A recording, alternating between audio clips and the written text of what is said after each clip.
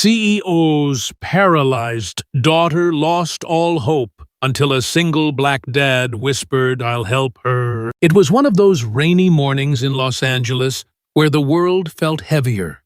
the gray clouds hanging low over the city skyline like a shroud, reflecting the weight pressing down on Sophia Thompson's heart as her wheelchair rolled slowly along the polished hospital corridor, the soft squeak of the wheels echoing her broken dreams,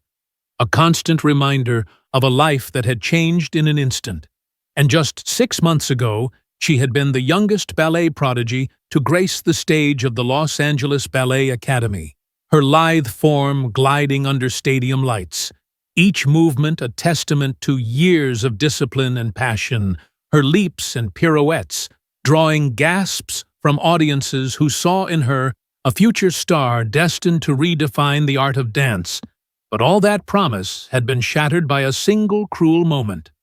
A distracted driver glancing at his phone, a rain-slicked road, the deafening screech of tires cutting through the night, and in a heartbeat, her spine was damaged beyond what doctors believed could be repaired, leaving her paralyzed from the waist down, her legs now lifeless. Her body a stranger to the girl who once danced with the grace of a swan. And worse than the physical loss was the suffocating loneliness that followed, a fog that settled over her soul, isolating her from the world she once knew, where friends and fans had cheered her name, but now drifted away, unable to face her new reality. Their visits growing sparse, their words hollow. Everyone called her brave, tossing the word around like confetti, but they didn't see the nights she wept into her pillow until it was soaked, muffling her sobs and to keep her pain private, or the way she forced a smile to shield her father from the despair that mirrored her own, his eyes carrying a haunted helplessness that cut deeper than any doctor's prognosis. For her father, Richard Thompson, was no ordinary man. He was the billionaire CEO of Thompson Enterprises, a titan of the tech industry who had built a global empire from a garage startup, his name synonymous with innovation, his decisions shaping markets and futures with a flick of his pen. Yet no amount of wealth could buy back her mobility, no power could undo the accident that stole her dreams, and no influence could heal the fracture in her spirit, which grew wider with each passing day, leaving him standing powerless before his only daughter. A failure no boardroom victory could erase. If you believe in this power of kindness, second chances, and the idea that one person can spark change in the darkest moments, please take a moment to like this video, subscribe to Kindness Corner, and share it with someone who needs a little light today.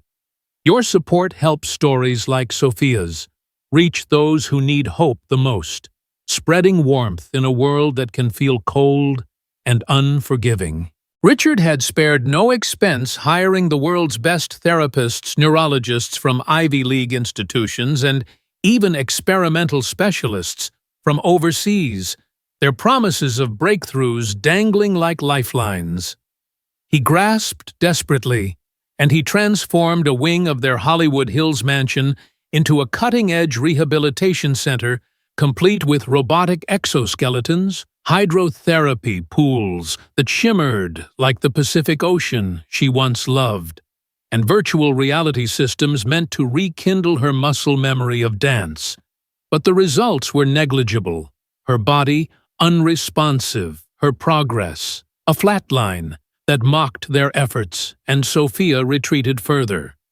Her silence, louder than any scream, her days spent staring at walls or out windows haunted by the ghost of the dancer she used to be, her once vibrant spirit now dimmed, trapped in a body that refused to obey. She spoke little, her words locked behind a wall of grief, answering in monosyllables or not at all, her eyes avoiding the pity she couldn't stand. And it broke Richard, not for the sake of appearances or the family's pristine image among LA's elite, but because he had conquered impossible odds to build his empire, yet could do nothing to save his daughter from her own despair, watching her fade like the colors of a sunset over the ocean, each day a little darker, a little more distant. That's when he decided to take her away from Los Angeles, away from the ceaseless hum of traffic and the intrusive flashes of cameras that still trailed them away from hospital rooms that smelled of antiseptic and defeat, away from the whispers of pity, from acquaintances who offered sympathy but no solutions. And he chose a remote recovery retreat in the Rocky Mountains, a place called Healing Haven, a private sanctuary known for blending modern therapy with emotional healing, nestled among towering pines and rugged peaks, where the air was crisp and the silence profound, offering a chance to escape the reminders of what was lost. It was his last hope, a gamble born of desperation after every expert had failed, believing that the tranquility of the mountains might awaken something science and money couldn't touch.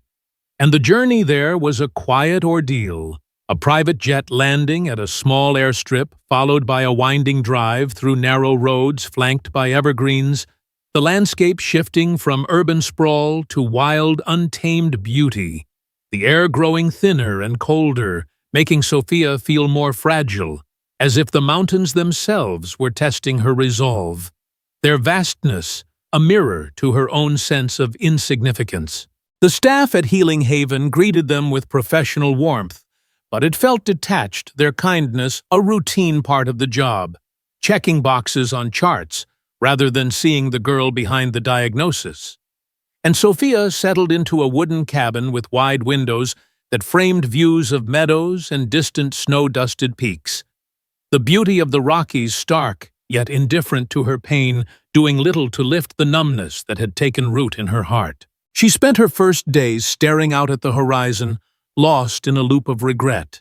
and what-ifs. What if she'd left rehearsal a minute earlier?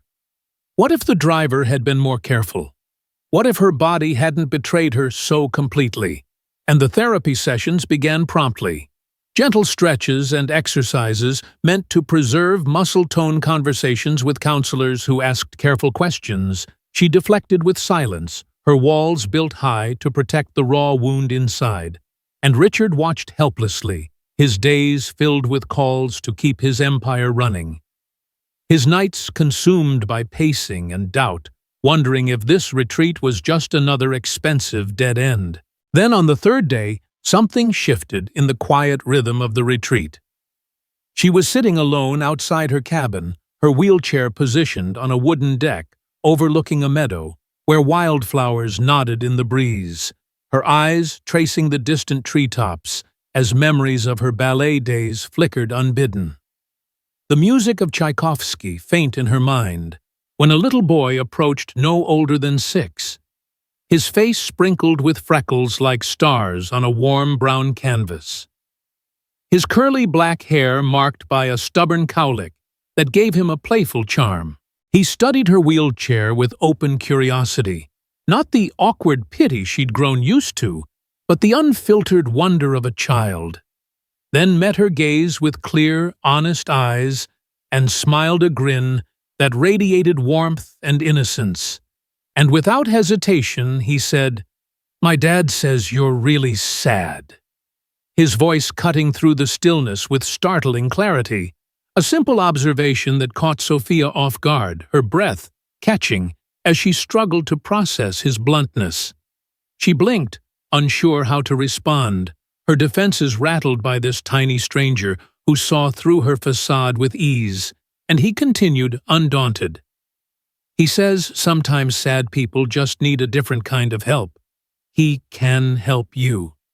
He helped me when Mommy went to heaven." The words hung in the air, raw and unpolished, stirring something in Sophia she couldn't name, a mix of irritation at being read so easily, and a faint spark of curiosity about what he meant. And she stayed silent, her throat tight, unable to form a reply, as the boy turned and pointed to a nearby greenhouse, its glass panes glinting in the afternoon light, where a man in worn jeans and a navy blue t-shirt tended to rows of plants with steady, practiced hands, his strong frame moving with a calm assurance, his dark skin glowing under the sun, exuding a grounded presence that seemed to belong to the earth itself. And when he looked up and caught Sophia's eye, he offered a smile. Not the pitying kind she loathed, nor the forced optimism of medical staff, but something genuine, warm, and human. A quiet acknowledgement that saw her as a person, not a patient. And in that moment, something stirred in Sophia, a flicker of possibility she wasn't ready to embrace, but couldn't entirely ignore. The boy's words echoing in her mind as he scampered off, leaving her alone with her thoughts and the distant figure in the greenhouse, a man who, unbeknownst to her, would soon become the key to unlocking a hope she thought she'd lost forever. The days at Healing Haven unfolded with a gentle rhythm that contrasted sharply with the chaotic pulse of Los Angeles. The Rocky Mountains, providing a serene backdrop of towering pines and crisp air that carried the scent of wildflowers and earth, after occasional rains. But for Sophia Thompson, this tranquility felt more like a cage than a sanctuary, at first amplifying her sense of isolation as she navigated the gravel paths in her wheelchair. Her mind still trapped in the shadows of her accident, replaying the screech of tires and the sudden darkness that followed her body. A constant reminder of what she had lost. And she spent her mornings in mandatory therapy sessions where counselors probed gently at her emotions, asking questions she deflected with silence or sarcasm. Her walls built high to protect the vulnerability she couldn't afford to show, preferring to sit alone on the cabin's deck, sketching half-formed dancers that never quite captured the grace she once embodied. Her pencil strokes, hesitant and frustrated, mirroring the stagnation in her recovery, while Richard Thompson busied himself with work calls from his laptop, trying to maintain control over his empire from afar, but his eyes often wandered to his daughter, worry, etching deeper lines on his face as he wondered if this retreat was just another futile expense in a long line of disappointments. The staff moved about with efficient kindness, offering meals in the communal dining hall, where conversations flowed around her like a river parting for a stone. Guests sharing stories of their own struggles, cancer survivors, rebuilding strength athletes, recovering from injuries.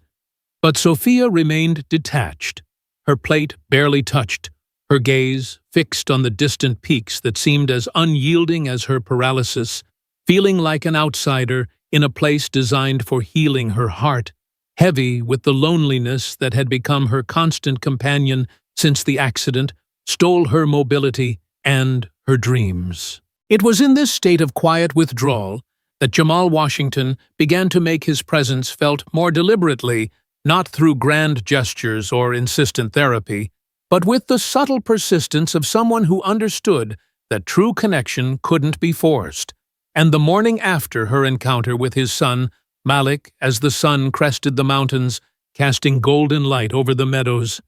Sophia found herself outside again, her sketchbook open but untouched when Jamal approached with unhurried steps, his worn jeans and navy blue t-shirt dusted with soil from the greenhouse. And he didn't bombard her with questions about her art or her mood, didn't offer platitudes about time, healing all wounds. Instead, he knelt down to her level with a respect that made her feel seen rather than pitied, and extended a small flower he'd plucked from the garden, its petals of vibrant yellow that stood out against the greens of the landscape, saying in his deep, steady voice, "You don't have to smile. But maybe this will make today 1% better." And then he simply walked away, leaving the flower in her hand, its delicate fragrance lingering as a quiet invitation to consider that small acts could chip away at even the deepest despair.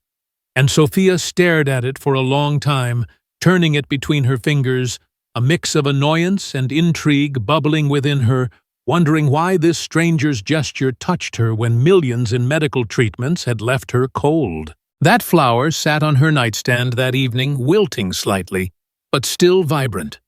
a symbol of something she couldn't yet name, and as the stars emerged in the clear mountain sky, Sophia's thoughts drifted to Jamal and Malik.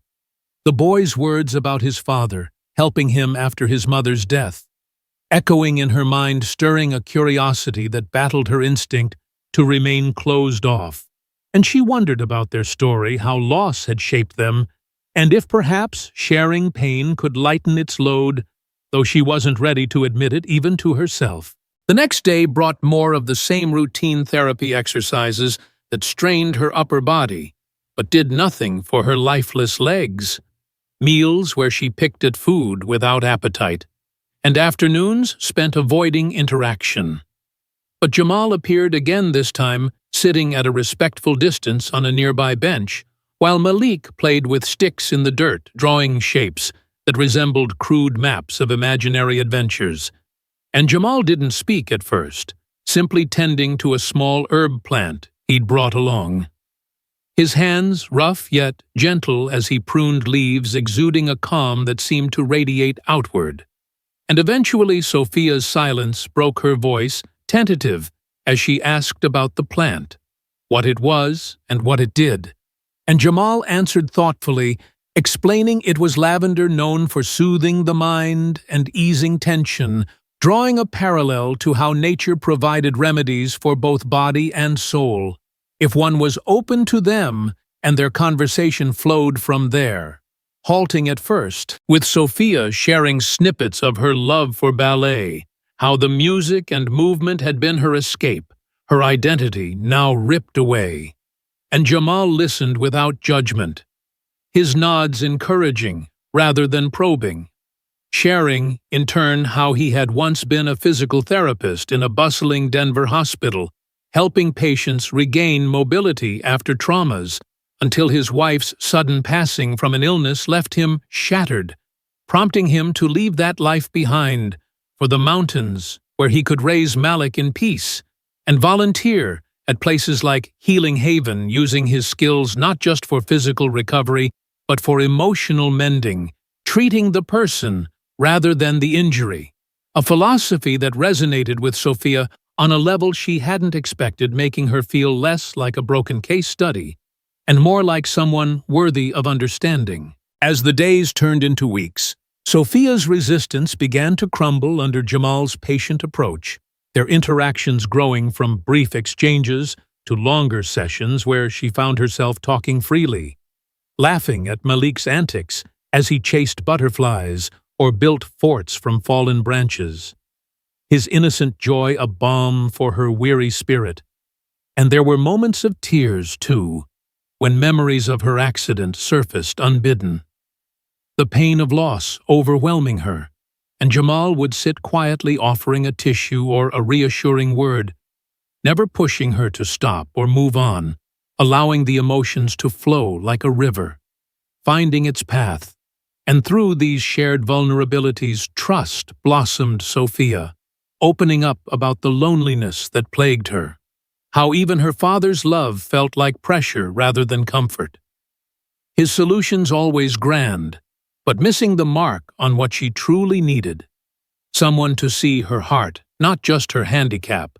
And Jamal shared stories of his own grief, how raising Malik alone had taught him that strength came from connection, from allowing others in rather than shutting them out. And these conversations became the highlight of her days, a lifeline in the vastness of her despair. One crisp morning, as mist hung low over the fields like a veil, Jamal suggested something unconventional, not a standard therapy routine with machines and metrics, but a session centered on memory and passion, recreating the energy of a ballet studio within the retreat's open spaces, hanging makeshift mirrors from trees, playing classical music from a portable speaker that filled the air with swelling violins and pianos. She knew by heart, surrounding her with scents of rosin and polished wood he had sourced from nearby, aiming to remind her body of what it once loved, to bridge the gap between mind and muscle through emotion rather than force. And though Sophia hesitated, skeptical after so many failures, she agreed, drawn by the sincerity in his eyes and the progress she had already made in feeling human again. And as they began, the process was agonizingly slow. her arms moving to the music in ways that evoked old routines, tears streaming down her face as frustration mingled with nostalgia. But Jamal was there, his support steady and non-intrusive, encouraging her to feel rather than achieve, to let her heart lead where her legs could not. And in those moments something shifted. A spark of belief, igniting that perhaps healing wasn't about fixing what was broken, but rediscovering what remained whole within, and by the end of the session, exhausted but oddly uplifted, Sophia laughed through her tears, a sound that surprised even her, marking the turning point,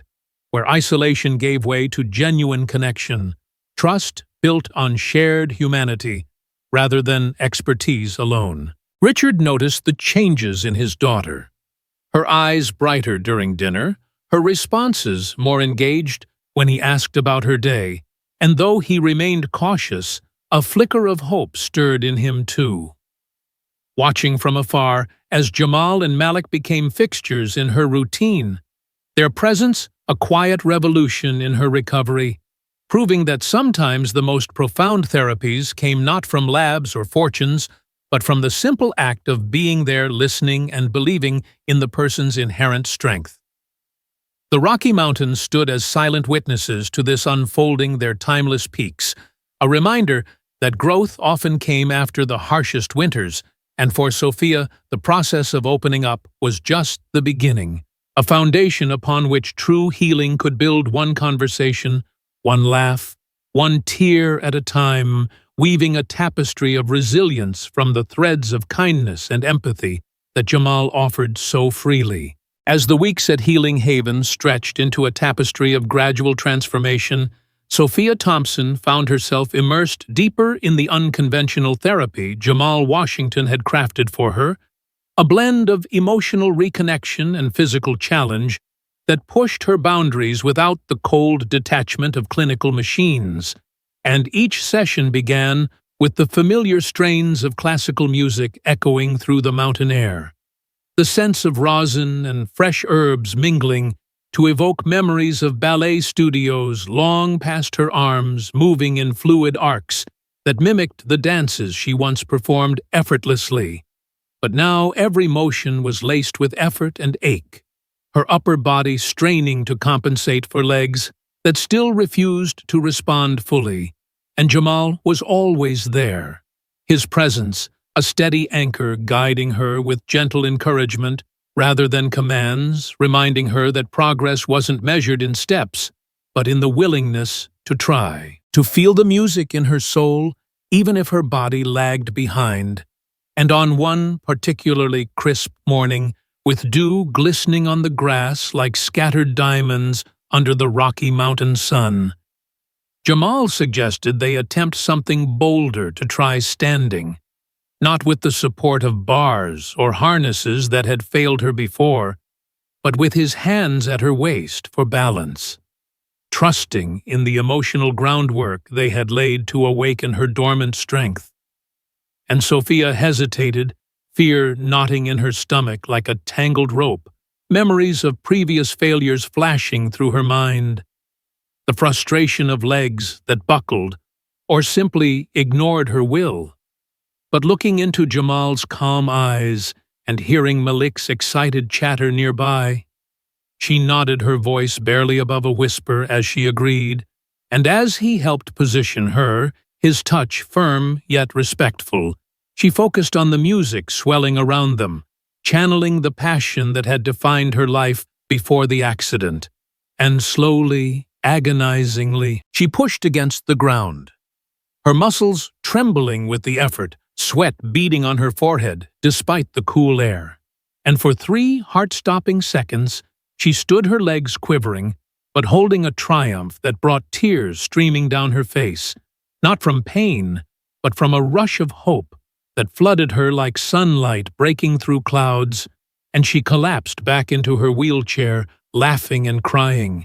At once Jamal's smile wide and genuine as he praised her resilience, Malik clapping his small hands in delight, the moment etching itself into her heart, as proof that healing was possible, that her body was waiting on her heart to believe again. Progress, however, was not a straight path, but a winding trail through the mountains, with days of exhilarating advances followed by frustrating regressions that tested Sophia's resolve. Mornings where she could hold her stand for longer, feeling a faint twitch in her toes that sparked elation, only to be countered by afternoons of numbness and exhaustion where nothing seemed to work, her frustration boiling over into sharp words or withdrawn silence, doubting if the spark she felt was real or just wishful thinking. And during these lows, Jamal never wavered, sitting with her through the storms of emotion, sharing stories of his own setbacks after his wife's death, how grief had paralyzed him emotionally until he learned to embrace the pain as part of the journey, teaching her that setbacks were not failures, but opportunities to build deeper strength. And Malik's innocent playfulness often lightened the mood. His drawings of dancing figures or his attempts to mimic ballet poses, bringing unexpected laughter that eased the tension, reminding Sophia that joy could coexist with struggle. And through it all, Richard Thompson observed from the sidelines, his initial skepticism giving way to cautious optimism as he saw color return to his daughter's cheeks. Her conversations at dinner more animated, but old habits died hard. And one evening, as the sun dipped behind the peaks, painting the sky in fiery oranges, he confronted Jamal in the greenhouse, his voice low with years of pent-up frustration and protectiveness, demanding to know what made him think he could succeed, where experts with degrees and millions in resources had failed. His billionaire instincts kicking in, probing for credentials or guarantees that this ordinary man could deliver a miracle for his daughter. Jamal didn't flinch under the scrutiny, meeting Richard's gaze with quiet confidence, his rough hands pausing in their tending of the plants, as he replied that he didn't see Sophia as broken to be fixed like a machine, but as a strong young woman who had forgotten her own power amid the trauma that true healing started in the heart and mind, nurtured by connection and belief, rather than money or technology. And he shared how his approach had helped others, including himself and Malik, emphasizing that he made no promises of full recovery, only a commitment to walk the path beside her, supporting without taking over. And in that honest exchange, Richard felt his defenses crack the weight of his helplessness, lifting slightly as he recognized the truth in Jamal's words, realizing that his love for Sophia, while profound, had been channeled through control and resources, perhaps overlooking the simple human elements she needed most. And by the conversation's end, he extended a hand in gratitude, a silent agreement to let go and trust the process, allowing Jamal's influence to continue without interference, a pivotal shift that deepened the bond between father and daughter as Richard began joining sessions occasionally, not as the CEO dictating terms, but as a parent, learning to support in new ways. The emotional high built steadily toward a golden autumn evening in a meadow outside the retreat, where leaves rustled in shades of red and gold under a setting sun, and Sophia, bolstered by weeks of incremental gains and the unwavering support around her, decided to attempt her first unassisted steps. The air charged with anticipation as Jamal positioned himself nearby for safety, but not touch. Malik, watching wide-eyed, with a mix of excitement and awe. Richard, standing a few paces back, his heart pounding with a blend of fear and hope. And as the music played softly in the background, Sophia gripped the edges of her wheelchair, drawing a deep breath of the crisp mountain air, focusing on the internal rhythm. She had rediscovered the belief that her body could follow where her spirit led. And slowly, she rose, her legs shaky but determined, one foot inching forward, then the other, 5 tentative steps across the soft grass, each one a victory over doubt and despair, her face alight with disbelief and joy as she realized she was walking, however briefly, on her own, and the meadow erupted in celebration, Malik's laughter ringing out like bells, Jamal's quiet smile speaking volumes of pride, Richard openly weeping, tears of relief and gratitude, embracing his daughter as she sank back into her chair, exhausted but transformed, whispering words of love and apology for not seeing sooner what she truly needed. And Sophia, for the first time in months, believed in tomorrow, her tears mingling with smiles as she looked at the people who had become her anchors, understanding that this milestone was not just about physical recovery, but about reclaiming her life through the power of connection, kindness, and unwavering faith in one's inner strength, a climax of emotions that left them all forever changed amid the timeless beauty of the Rockies. With her first unassisted steps marking a profound turning point in the golden hues of that autumn evening at Healing Haven, Sophia Thompson's journey of recovery entered its final transformative phase amidst the enduring majesty of the Rocky Mountains, where the crisp air now felt invigorating rather than harsh, carrying whispers of renewal that matched the budding confidence in her stride. And as the days unfolded with a blend of continued therapy and newfound purpose, Sophia's progress accelerated, her legs growing stronger with each session under Jamal Washington's guidance, incorporating not just the emotional memory work, but gentle hikes along accessible trails, where Malik's enthusiastic explorations turned rehabilitation into adventure laughter, echoing through the pines as she took more steps, first with a cane for support, then without her body remembering the rhythm of movement that had once defined her as a ballet prodigy. And Richard Thompson, witnessing this rebirth, found his own healing in letting go,